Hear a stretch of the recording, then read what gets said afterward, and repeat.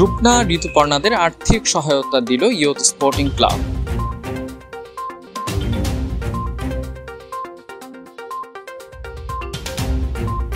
পাহাড়ের সাফজয়ী নারী ফুটবলার রূপনা চাকমা, ঋতুপর্ণা চাকমা ও মনিকা চাকমাকে জনপ্রতি 50,000 টাকা করে আর্থিক সহযোগিতা প্রদান করেছেন রাঙামাটির ঐতিহ্যবাহী ইয়ুথ স্পোর্টিং ক্লাব।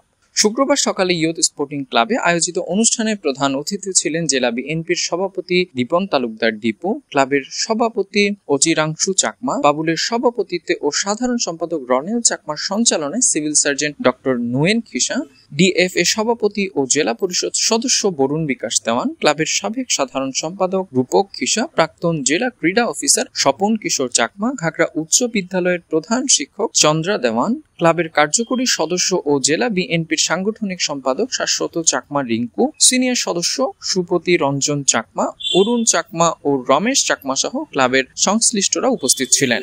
প্রধান অতিথির বক্তব্যে জেলা বিএনপির সভাপতি দীপন তালুকদার দীপু বলেন, পাহাড়ের সাফজয়ী কন্যারা আমাদের গর্ব। জেলা বিএনপি সর্বদা ক্রীড়ার উন্নয়ন ও সাফজয়ীদের পাশে থাকবে। এছাড়াও ঋতুপর্ণার বাড়ি নির্মাণে সার্বিক সহযোগিতার আশ্বাস দেন দীপু। আলোচনার পর সাফজয়ীদের হাতে আর্থিক সহায়তা তুলে দেন অতিথিরা। Desk report, CST TV.